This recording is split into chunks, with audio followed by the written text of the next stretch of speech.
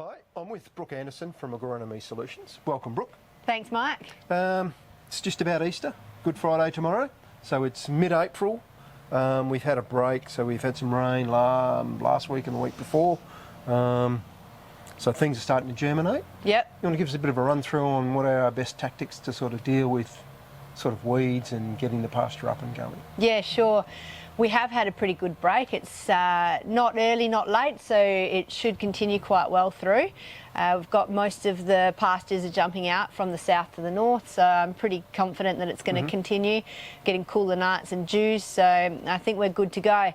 I think this break has given us a really good opportunity to jump on some pasture cleanup.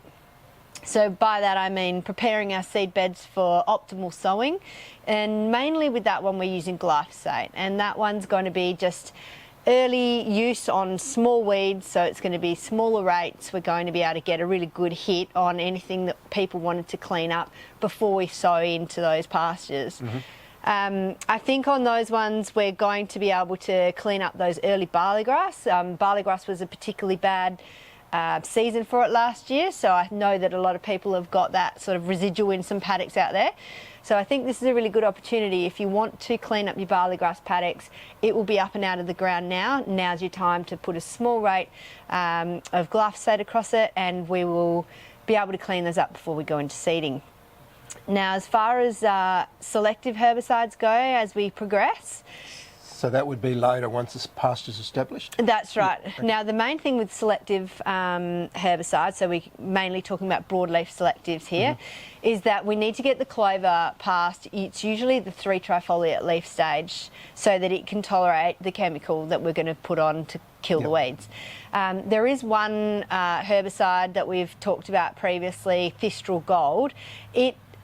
Your clover only needs to be 2-trifoliate leaf stage. Oh, so you can go a bit earlier. So we can go a little bit earlier, and it is therefore much softer on the clover, the chemical, and we can get the weeds while they're much smaller. So that's a really good option, because we can get in there as soon as we can and get them when they're smaller, use lower chemical rates, and get a really effective kill out there on the pastures. Now that's going to take out all your broadleaf weeds like capeweed, small double Gs even, small, anything basically small broadleaf, erodium, yeah, so we can look at that. That's got a really interesting mode of action. It's got 3 active ingredients, which is MCPA, MCPB and flumetulum, and which is the old broad strike, and so you get a very combined and interesting mode of action there, working on the weeds, which is what's also helping the safety on the clover. Broad strike is another one that we will be using a fair bit of.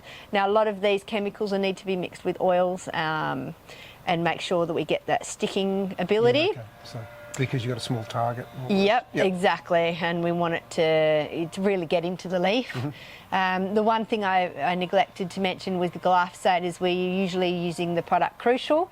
Crucial is already got its wetter in it, and so it's good to go, and it's quite a higher rate glyphosate, so we can cut the rates back when it's small barley grass and things like that we're targeting. So yeah, that's pretty much it. Oh, the only other thing I wanted to mention was barley grass. So there is an option for a grass selective that we can use.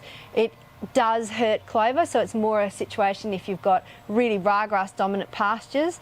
We do have an option this year where we can look at taking out some barley grass out of those situations. So it's probably something you'd want to come and talk to us about, though. To make it work. Okay.